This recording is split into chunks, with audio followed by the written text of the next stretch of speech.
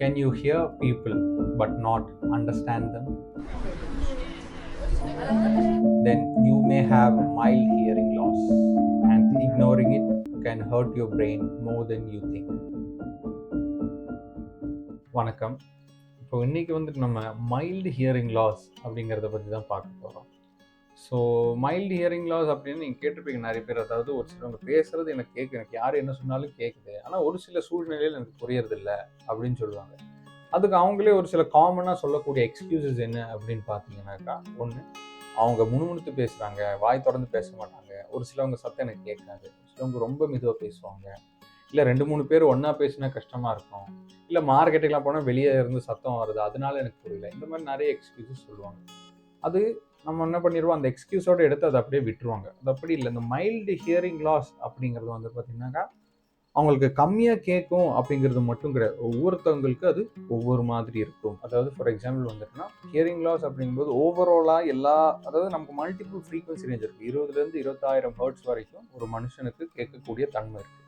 இதில் எல்லாத்துலேயுமே ஒரு சின்ன வால்யூத்தில் டிப்பு வர்றதுனால மைல்டு ஹியரிங் லாஸ் அப்படின்னு சொல்ல மாட்டோம். மைல்டு ஹியரிங் லாஸ் அப்படின்னு சொல்லும்போது நம்ம ஹியரிங், அதாவது ஸ்பீச் அண்டர்ஸ்டாண்டிங்க்கு மோஸ்ட் யூஸ்ஃபுல்லாக இருக்கிற ஃப்ரீக்வன்சி ரேஞ்சில் எப்படி இருக்குது அப்படிங்கிறத பற்றி தான் பார்ப்போம். இதை பற்றிலாம் நம்ம டீட்டெயிலாக பார்ப்போம்.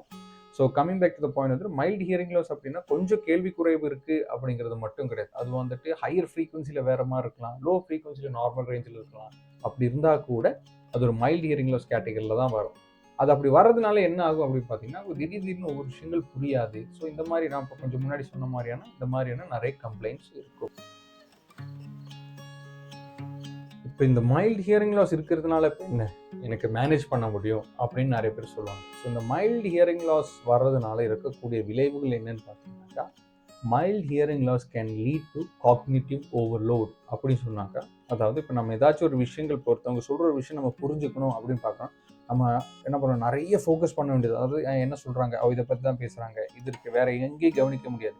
அவங்களோட உதரை பார்த்து, சுற்றி இருக்கிற சத்தமெல்லாம் கவனிக்க, அவங்க உதரை பார்த்து அவங்க என்ன சொல்கிறாங்க, அவங்க பாடியில் இந்த மாதிரி நிறைய விஷயங்களை கன்சிடர் பண்ணி ஒரு சின்ன கான்வர்சேஷனை புரிஞ்சுக்கிற மாதிரி இருக்கும். ஸோ அந்த மாதிரி பண்ணும்போது நம்ம பிரெயின் என்ன ஆயிரும், நிறைய விஷயங்களை ப்ராசஸ் பண்ண வேண்டியது வரும். ஸோ அதனாலேயே நம்ம சீக்கிரமாக அந்த காக்னிட்டிவ் ஓவர்லோட சீக்கிரமாக ஃபெட்டிக் ஆகிரும். அதாவது நம்ம கொஞ்சம் எக்ஸாஸ்டட் ஆயிரும். அதாவது ரொம்ப நேரம் நமக்கு பேச முடியாது, கொஞ்சம் நேரம் பேசும்போதே டயர்ட் ஆயிரும். ஒரு நாளில் கொஞ்சம் நேரம் பண்ணலாம், ஒரு நாள் முழுசாக பண்ணணும், இல்லை வாழ்நாள் ஃபுல்லாகவே இது பண்ணணும், இல்லை எப்போவுமே யார்கிட்ட பேசினாலும் இதே மாதிரி நம்ம எல்லா விஷயத்தையும் புரிஞ்சு ப்ராசஸ் பண்ணி, ஸோ இந்த மாதிரி நமக்கு ரொம்ப காக்னிட்டிவாக நம்ம ஒரு விஷயங்களை இன்வால்வ் ஆகி பண்ணும்போது என்ன ஆகும், அது ஒரு சிலவங்களுக்கு இரிட்டேஷன் கிரியேட் பண்ணும். திடீர்னு கோவம் வர ஆரம்பிக்கும், சிலவங்க ரொம்ப ஃபெட்டிக் ஆயிடுவாங்க, டயர்ட் ஆயிடுவாங்க. ஸோ அந்த மாதிரி இது வரும். ஒரு சிலவங்களுக்கு அது அவங்களோட கான்ஃபிடென்ஸே பாதிச்சிடும். ஸோ அதனால் என்ன ஆயிரும் பார்த்தீங்கன்னா, அவங்க இந்த குரூப் கான்வர்சேஷன் இல்லை யார் கூடச்சும் பேசுகிறது வந்து ஒதுங்கிடுவாங்க. ஸோ அவங்கள சோஷியலி ஐசோலேட் பண்ணிடுவாங்க. இப்போ தான் அவங்க அவர் எது பேசுறதுல வருமா, தள்ளி நின்றுவார் அப்படி. பட் அவங்க மனசுக்குள்ளே இருக்கிற அந்த அந்த ஒரு வலி இல்லை அந்த ஒரு டிஸ்கம்ஃபர்ட் வந்து வேற யாருக்கும் புரியாது, அவங்களுக்கு தான் தெரியும். அவங்க இன்னொருத்தவங்க சொன்னாலும் அது திடீர்னு அவங்களுக்கு புரிஞ்சிக்க முடியாது. ஸோ இந்த மைல்டு ஹியரிங் லாஸ்னால் வரக்கூடிய மேஜர் பிரச்சனைகள் வந்து ஒன்று காக்னிட்டிவ் ஓவர்லோடு, இன்னொன்று வந்து it can lead to fatigue, இன்னொன்று it can lead to social isolation, in turn lead to depression. So இந்த மாதிரியான நிறைய விஷயங்களுக்கு அது லீட் ஆகும். ஸோ இப்போ இந்த மாதிரி ஒரு சுச்சுவேஷனை நம்ம எப்படி ஓவர் கம் பண்ணுறது அப்படிங்கிறத பற்றி தான் நம்ம பேச போகிறோம். ஸோ யூஸ்வலி நம்ம கேள்விப்பட்டிருவோம், prevention is better than cure அப்படின்னு. ஸோ இந்த மாதிரி ஒரு ப்ராப்ளம் வர்றதுக்கு முன்னாடியே நம்ம அதை என்ன பண்ணணும், கம்ப்ளீட்லி நம்ம ப்ரிவென்ட் பண்ணிடணும். அதுக்கு என்னென்ன பண்ணலாம் அப்படிங்கிறதுலாம் will come to that. But இப்போ நம்ம பார்க்குறது, ஸோ இந்த மாதிரி சுச்சுவேஷன் வந்துருச்சு. ஸோ இதை எப்படி பெஸ்ட் ஹேண்டில் பண்ணுறது அப்படின்னு. So earlier action is the best action. அதாவது எவ்வளோ சீக்கிரம் நம்ம அந்த விஷயத்தை அட்ரஸ் பண்ண முடியுமோ அவ்வளோ நம்ம என்ன பண்ணலாம், ஃப்யூச்சரில் நம்ம ஒரு நிறைய கான்சிக்வன்சஸை நம்ம தவிர்த்திடலாம். ஸோ நம்பர் 1 என்னன்னு பார்த்தீங்கன்னாக்கா, இந்த மைல்டு ஹியரிங் லாஸ் ஜென்ரலி வரும்போது அது நர்வ் ஓரியன்டாக இருந்துச்சு அப்படின்னா அது ஹியரிங் எய்டை தவிர வேறு எந்த வழியும் இல்லை. ஸோ இனிஷியல் ஸ்டேஜ்லேயே நம்ம போடுவோம். நீங்கள் பார்த்துருங்க, ரொம்ப இன்விசிபிளாக காதுக்குள்ளே இருக்கிற சின்னமான மிஷின்லாம் நிறைய இருக்குது, நீங்கள் பார்த்துருப்போம். ஸோ அந்த மாதிரி டிவைசஸ் எல்லாம் வந்துட்டு பார்த்தீங்கன்னாக்கா ஏர்லியர் ஸ்டேஜில் தான் அது பெஸ்ட்டாக சூட் ஆகும். நிறைய பேர் என்ன ஆவாங்க அப்படின்னா, ரொம்ப லேட்டாக வருவாங்க, ஒன்றும் கேட்குறதில்ல, பேச முடியறதில்ல அப்படின்னு. அப்போ அன்னைக்கு வந்து கேட்பாங்க, காதுக்குள்ளே வைக்கிற மாதிரி கொடுங்க, யாருக்கும் தெரியாத மாதிரி கொடுங்க.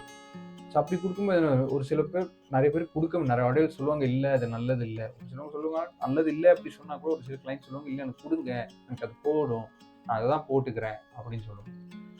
ஸோ அந்த டிவைஸ் உங்களுக்கு கொடுத்து கொஞ்ச நாள்லேயே என்ன ஆயிரும், உங்களுக்கு அந்த கம்ஃபர்ட் இருக்காது, கொஞ்சம் டிஃபிகல்ட்டாக இருக்கும், சவுண்டு கரெக்டாக வராது, அப்புறம் கழட்டி வச்சிடலாம். ஸோ ஸோ இந்த மாதிரியான நிறைய ப்ராப்ளம்ஸ் நம்ம என்ன ஆயிடுவோம், நம்ம லேட்டாக வந்துட்டு அந்த ப்ராப்ளத்தை அட்ரஸ் பண்ணும்போது நம்ம ஃபேஸ் பண்ணுவோம்.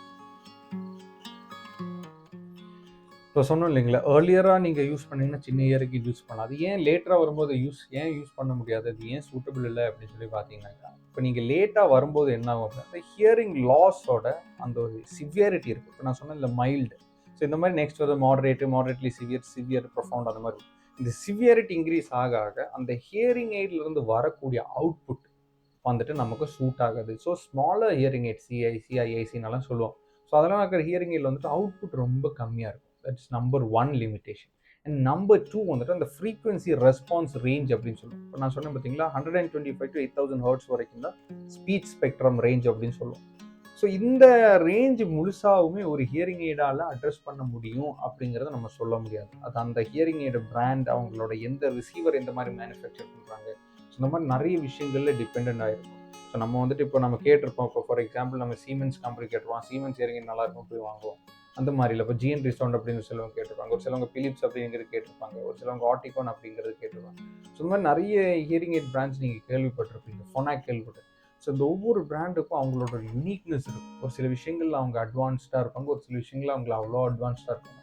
ஸோ அந்த பர்டிகுலர் ஹியரிங் எய்டில் என்னென்ன ஆஃபர் பண்ணுறாங்க, அது இந்த பர்டிகுலர் இண்டிவிஜுவலுக்கு யூஸ் ஆகுதா இல்லையா அப்படிங்கிறதை நம்ம பார்த்துட்டு மட்டும்தான் நம்ம அதை சூஸ் பண்ண முடியும். ஸோ பேசிக்கலி நம்ம என்ன சொல்ல வரோம் அப்படின்னாக்கா, mild hearing loss is not mild.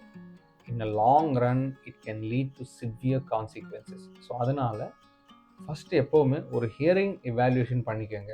Basically just பாருங்கள் எப்படி இருக்குது. ஸோ இனிஷியல் ஃபஸ்ட் ஸ்டெப்லேயே உங்களுக்கு வந்து இந்த மாதிரி திடீர்னு கேட்காம, இல்லை கேட்குது ஆனால் புரியுறது இல்லை அப்படின்னு சொல்லும்போது சும்மா ஒரு கன்சல்டேஷன் பண்ணி பாருங்கள். இல்லை உங்களுக்கு வர முடியல அப்படின்னா சும்மா ஆன்லைனில் ஒரு ஃப்ரீயாக ஒரு கன்சல்டேஷன் எடுத்துக்கோங்க. இதெல்லாம் பண்ணுறதுனால you can prevent your life style from deteriorate.